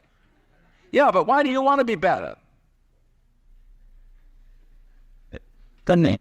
You see, the reason you want to be better is the reason why you aren't. Shall I put it like that? We aren't better because we want to be. Because the road to hell is paved with good intentions. Because all the do-gooders in the world, whether they're doing good for others or doing it for themselves, are troublemakers. On the basis of kindly let me help you or you'll drown, said the monkey, putting the fish safely up a tree. We white Anglo-Saxon Protestants, British, German, American, have been on a rampage for the past 100 or more years to improve the world. We have given the benefits of our culture, our religion, our technology to everybody, except perhaps the Australian Aborigines. And we have insisted that they receive the benefits of our culture, even our political styles, our democracy. You had better be democratic, or we'll shoot you. And having conferred these blessings all over the place, we wonder why everybody hates us. See, because sometimes doing good to others, and even doing good to oneself, is amazingly destructive. Because it's full of conceit. How do you know what's good for other people? How do you know what's good for you? If you say you want to improve, then you ought to know what's good for you. But obviously you don't, because if you did, you would be improved. So we don't know. It's like the problem of geneticists, which they face today. I went to a meeting of geneticists not so long ago where they gathered in a group of philosophers and theologians and said, now look here, we need help. We now are on the verge of figuring out how to breed any kind of human character we would want to have. We can give you saints, philosophers, scientists, great politicians, anything you want. Just tell us, what kind of human beings ought we to breed? So I said, how will those of us who are genetically unregenerate make up our minds what genetically generate people might be? Because I'm afraid very much that our selection of virtues may not work. It may be like, for example, this new kind of high-yield grain which is made, and which is becoming ecologically destructive. When we interfere with the processes of nature and breed efficient plants and efficient animals, there's always some way in which we have to pay for it. And I can well see that eugenically produced human beings might be dreadful. We could have a plague of virtuous people. Do you realize that? Any animal considered in itself is virtuous. It does its thing, but in crowds they're awful. Like a crowd of ants or locusts on the rampage. They're all perfectly good animals, but there's just too much. I could imagine a perfectly pestiferous mass of 1 million saints. So I said to these people, look, there's the only thing you can do. Just be sure that a vast variety of human beings is maintained. Don't, please, breed us down to a few excellent types. Excellent for what? We never know how circumstances are going to change, and how our need for different kinds of people changes. At one time, we may need very individualistic and aggressive people. At another time, we may need very cooperative, team-working people. At another time, we may need people who are full of interest in dexterous manipulation of the external world. At another time, we may need people who explore into their own psychology and are introspective. There is no knowing, but the more varieties and the more skills we have, obviously, the better. So you see, here again, the problem comes out in genetics. We do not really know how to interfere with the way the world is. The way the world actually is an enormously complex, interrelated organism. The same problem arises in medicine because the body is a very complexly interrelated organism. And if you look at the body in a superficial way, you may see there's something wrong with it. It's chickenpox. And there's spots that itch that come out all over the place. Well, you might say, well, spots are there, cut them off. So you kill the bug. Well, then you find you've got real problems. Because you had to introduce some bugs to kill the bug. It's like bringing rabbits into Australia. And that starts going all over the place and getting out of hand. Well, then you think, well, now wait a minute. It wasn't the bugs in the blood. There are bugs all over the place. What was wrong with this person that his blood system suddenly became vulnerable to those particular bugs? His resistance wasn't up. Therefore, what you should have given him was not an antibiotic, but vitamins. Okay, so we're going to build up his resistance. But resistance to what? I mean, you may build up resistance to this and this and this class of bugs, but then there's another one that loves that situation and comes right in. See, we always look at the human being medically in bits and pieces, because we have heart specialists, lung specialists, bone specialists, nerve specialists, and so on. And they each see the human being from their point of view. There are a few generalists, but they realize the human body is so complicated that no one mind can understand it. And furthermore, supposing we do succeed in healing all these people of their diseases, what do we then do about the population problem? I mean, we've stopped cholera, the black bubonic plague, we're getting the better of tuberculosis, we may fix cancer and heart disease. Then what will people die of? Well, they'll just go on living. There'll be enormous quantities of it. Then we have to fix this birth thing. Pills for everybody. Then we find, what are the effects, the side effects of those pills? What are the psychological effects upon men and women of not breeding children in the usual way? We don't know. And what seems a good thing today, or yesterday, like DDT, turns out tomorrow to have been a disaster. What seemed in the moral and spiritual sphere, too, like great virtues in times past, are easily seen today as hideous evils. Let's take, for example, the Inquisition. In its own day, among Catholics, the Holy Inquisition was regarded as we today regard the practice of psychiatry. You see, you feel that in curing a person of cancer, almost anything is justified. The most complex operations, the most weird surgery, people suspended for days and days on end of tubes with X-ray penetration, burning, or people undergoing shock treatment, people locked in the colorless, monotonous corridors of mental institutions. In all good faith, they knew that witchcraft and heresy were terrible things, awful plagues, imperiling people's souls forever and ever. So any means were justified to cure people of heresy. We don't change. We're doing the same thing today, but under different names. We can look back at those people and see how evil that was, but we can't see it in ourselves. So therefore, beware of virtue.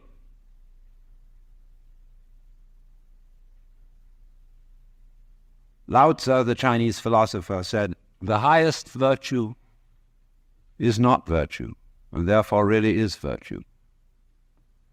But inferior virtue cannot let go of being virtuous, and therefore is not virtue. Translated in more of a periphrastic way, the highest virtue is not conscious of itself as virtue, and therefore really is virtue. Lower virtue is so self-conscious that it's not virtue. In other words, when you breathe, you don't congratulate yourself on being virtuous. But breathing is a great virtue. It's living. When you come out with beautiful eyes, blue or brown or green as the case may be, you don't congratulate yourself for having grown one of the most fabulous jewels on earth. So it's just eyes, and you don't account it a virtue to see, to entertain the miracles of color and form. You say, oh, that's just... But that's real virtue. Virtue in the sense, the old sense of the word, as strength, as when we talk about the healing virtue of a plant. That's real virtue.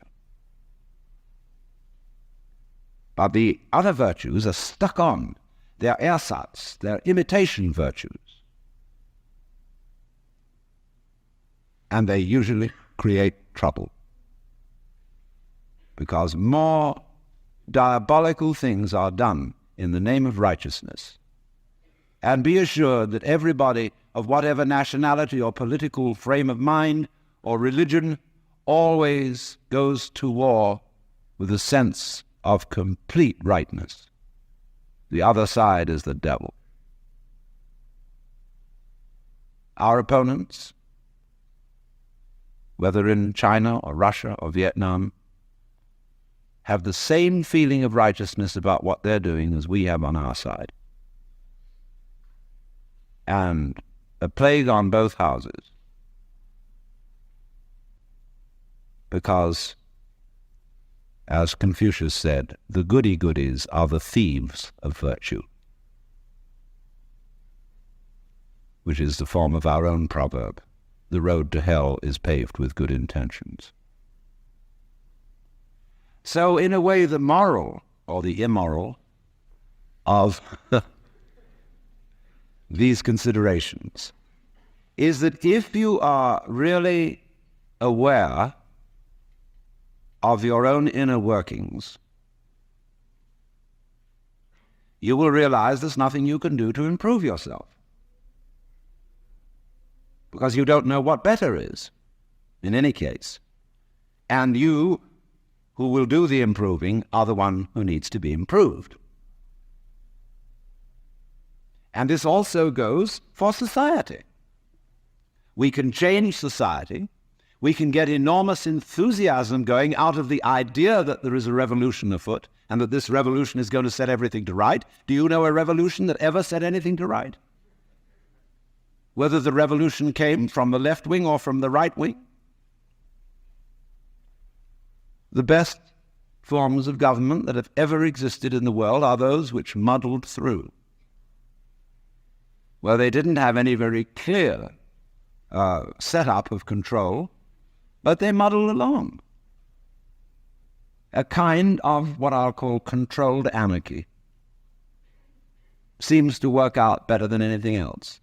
When we have a great system and great power to put it into effect, there is always more violence, more bloodshed, more trouble. It makes no difference whether it be Chairman Mao or Adolf Hitler. So, what instead, therefore, if we see that you can't outwit yourself, you can't be, shall I say, unself-conscious on purpose, you can't be designedly spontaneous, and you cannot be genuinely loving by intending to love. Either you love someone or you don't. If you pretend to love a person, you deceive them and build up reasons for resentment. So you say, well, I ought to be honest. That's the beginning of, so many lies you can't imagine. It's like when I hear a lot said about love, the big love thing on the way. Everybody's got to love everybody. But he sings songs about love. Do you know what I do?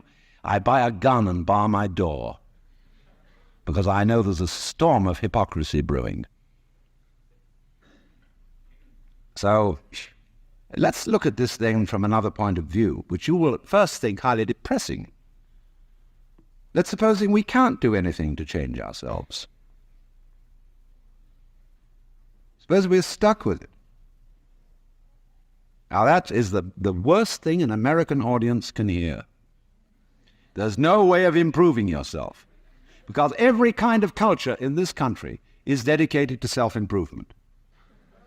Just take jogging, that deplorable practice. It's a very nice thing to run and to go dancing across the hills at a fast speed. These joggers are shaking their bones and rattling their brains, running on their heels. And because there's a grimness about it, it's determinately good for you. See? Why do you go to school? Now, look, now, wait a minute. You may not clap when I'm through. There's only one reason for going to school. And that is that somebody's got something here, whether it's a professor or a library, that you want to find out. That you are incredibly interested in how to write Chinese characters or how to understand botany. And you would like to know. You're just interested in flowers. And you would like to find out everything there is to be known about them. That's the point of coming here. Or you might like to know how to practice yoga. There are courses now being offered at UCLA on Kundalini Yoga for credit. Pretty funny when I think back 10 years. But the whole point of coming to school is that you're interested in something. You don't come to improve yourself. But the trouble is that the schools got the wrong idea. They gave people honors for learning. And the reward for studying French should be the ability to speak French and enjoy reading French and having fun with French people. But when you get a degree for it, then the degree becomes the point in a game of one-upmanship. And of course, one-upmanship is the main business of the educational community today. You learn all the rules of how to be a good professor. It's instructive to go to a professional professor's meeting. In my field, which is philosophy, you go to a congress of philosophers, and you'll find when they all get together in the bar or in the restaurant in somebody's room, the one thing they don't talk about is philosophy. It is very bad form indeed to show interest in philosophy among your colleagues. The same is exactly true in clergy gatherings. They don't talk about religion. What they both talk about is politics, church politics and academic politics, because it's bad form to be brilliant on the faculty, because it outclasses your colleagues. Therefore, faculty people tend to cultivate a studied mediocrity. And you've got to watch out for that. I mean, if you get mobs of students coming to your lectures, you get pretty black looks from your colleagues. And then, of course, there's a whole world of one-upmanship in research and publication of learned papers. What's the relative quantity of footnotes to basic text and footnotes on footnotes, and the various ways of making your bibliography painfully accurate. And it's endless. But you see what it is. It's scholarship about scholarship and not scholarship. Just as learning, because learning is good for you, is irrelevant to learning. The whole idea of improving yourself by learning is irrelevant to the learning process. And in the same way, doing business is doing business. Doing business, such as manufacturing clothes, is a very good thing to do. I could conceive that it would be extremely enjoyable, something one could be very proud of, to make good clothes. Of course, you need to sell them because you need to eat. But to make clothes to make money raises another question. Because then your interest is not in making clothes, it's in making money, and then you're going to cheat on the clothes. And then you get an awful lot of money and you don't know what to do with it.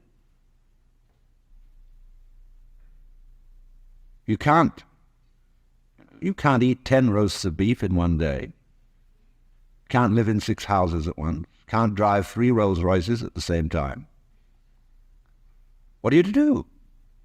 Well, you can just go make more money. You put your money back, invest it in something else, and it'll make more. And you don't give a damn how it's made, so long as they make it. You don't care if they foul the rivers, put oil fumes throughout the air everywhere, kill off all the fish. So long as you see these figures happening. You're not aware of anything else. So, you see, you went out to do a self-improvement thing. Making money, you see, is a measure of improvement, a measure of your economic worthwhileness. Or at least that's what it's supposed to be. It isn't anything of the kind. But you went out, in other words, for the status instead of for the actuality. So if, in other words, you do an art, you're a musician. Why do you play music? The only reason for playing music is to enjoy it. If you play music to impress an audience, to read about yourself in the newspaper, you're not interested in music. So in the same way, why do I come and talk to you? Because I enjoy it. I like the sound of my own voice. I'm interested in what I'm talking about, and I get paid for it. And that's smart in this life, is to get paid for what you enjoy. So here's the situation, you see. There is no, the whole idea of self-improvement is a will-o'-the-wisp and a hoax. That's not what it's about. Let's begin where we are. What happens if you know beyond any shadow of doubt that there is nothing you can do to be better? Well, it's kind of a relief, isn't it? Now, you say, well, now what will I do? See, there's a little fidget comes up. Because we're so used to making things better, leave the world a better place than when you found it, sort of thing. I want to be of service to other people, and all these dreadfully hazy ideas. And so we think, there's that little itch still. But supposing instead of that, seeing that there isn't really anything we can do to improve ourselves or to improve the world, if we realize that that is so, it gives us a breather in the course of which we may simply watch what is going on. Watch what happens. Nobody ever does this, you know. And therefore, it sounds terribly simple. It sounds so simple that it looks as if it isn't worth doing. But you ever just watched? Watch what's happening, and watch what you are doing by way of reaction to it. Just watch it happen. And don't be in a hurry to think you know what it is. In other words, people look at say, oh, that's the external world. Oh, how do you know? The whole thing, from a neurological point of view, is a happening in your head. That you think there is something outside the skull is a notion in your nervous system. There may or may not be, but it's a notion in your nervous system. You think this is the material world. Well, that's somebody's philosophical idea. Or maybe you think it's spiritual. That too is somebody's philosophical idea. This real world is not spiritual. It is not material. The real world is simply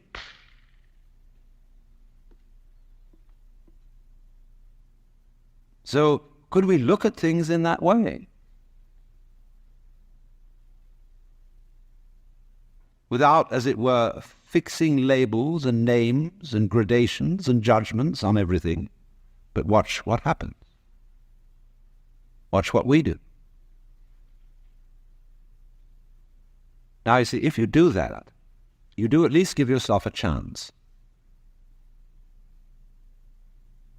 And it may be that when you are in this way freed from busybodiness and being out to improve everything, that your own nature will begin to take care of itself, because you're not getting in the way of yourself all the time. You will begin to find out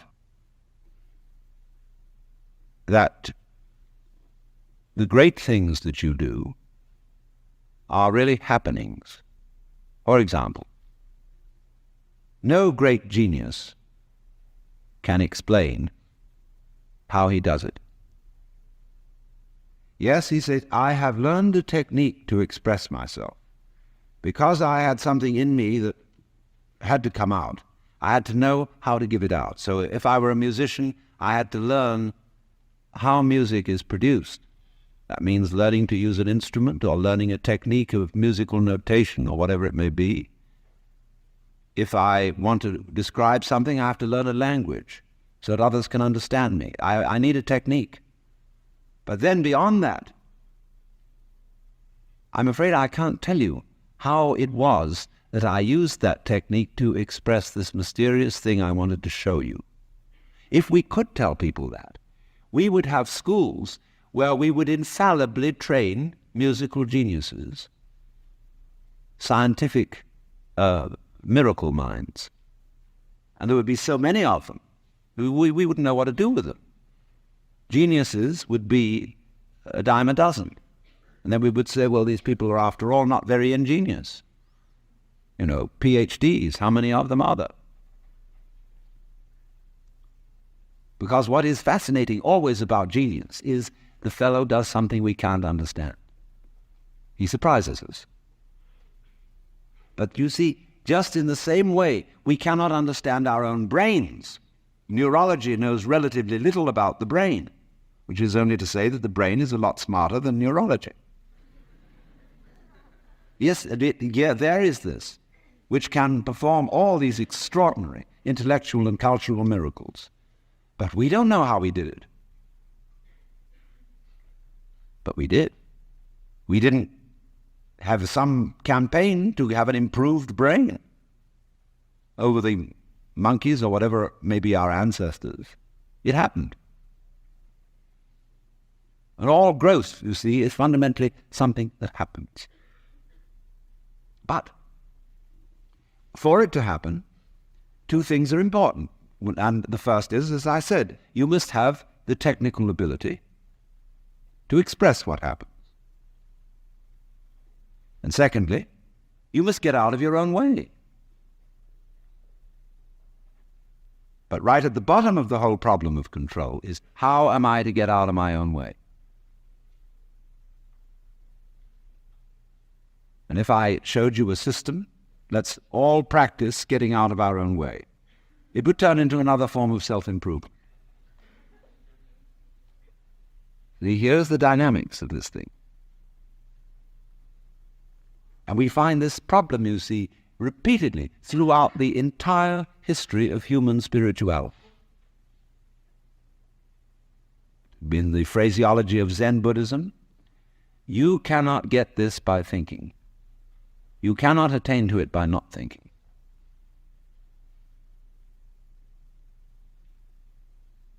It is only, you see, as getting out of your own way ceases to be a matter of choice, when you see that there's nothing else for you to do. When you see, in other words, that doing something about your situation is not going to help you. When you see equally that trying not to do anything about it is not going to help you. Where are you? Where do you stand? You're nonplussed.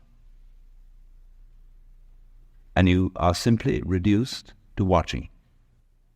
Now you may say, I need some help in this process, and therefore I am going to find someone else to help me. It may be a therapist. It may be a clergyman. It may be a guru. It may be any kind of person who teaches a technique of self-improvement. Now, how will you know whether this person is able to teach you? How can you judge, for example, whether a psychotherapist is effective or just a charlatan? How can you judge whether a guru is himself spiritually wise or merely a good chatterbox?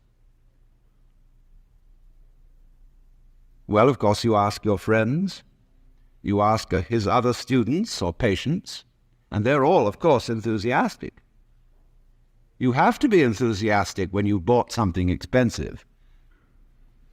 If you bought an automobile which turned out to be a lemon, it's very difficult to admit that it was a lemon and that you were fooled. And it's the same when you buy a religion or an expensive operation. But what people do not sufficiently realize is that when you pick an authority, whether it's a psychotherapeutic one or a religious one, you chose it. In other words, that this fellow or this book or this system is the right one is your opinion. And how are you competent to judge?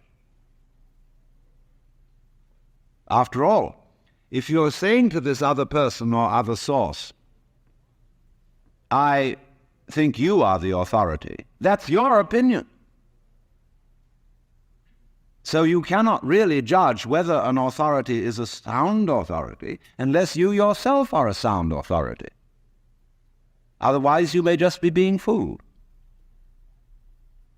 You may say, for example, I believe that the Bible is the Word of God. All right, that's your opinion. I know the Bible says it's the Word of God, but it's your opinion that the Bible is not lying. The church says the Bible is the Word of God, but it's your opinion that the church is right. You cannot escape from that situation. It's your opinion. So you see, when you select an authority who will help you to improve yourself, it's like hiring the police out of your tax money and putting them in charge of seeing that you obey the law.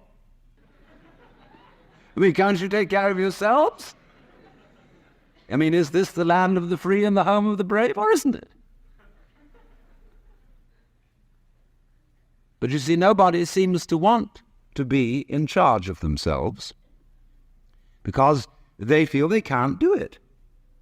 As St. Paul said, to will is present with me, but how to do good I find not. For the good that I would, I do not, and the evil that I would not, that I do.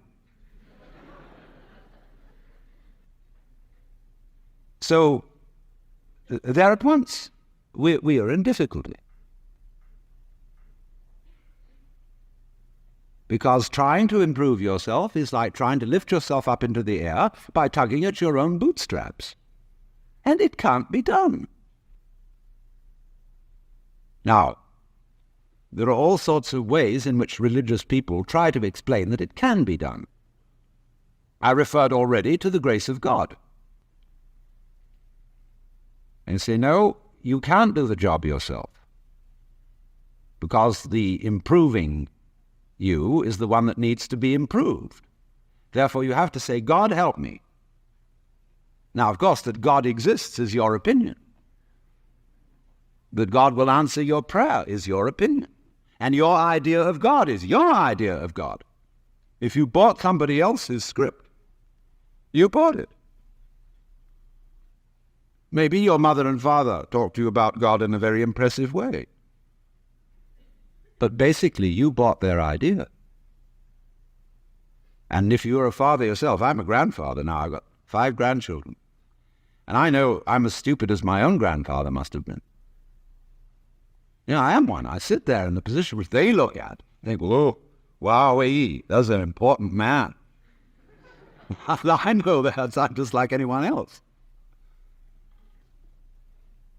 So, I hope my children are not believing things on my authority, because it's always their authority. If I look impressive and make big noises at them, they've just been taken in.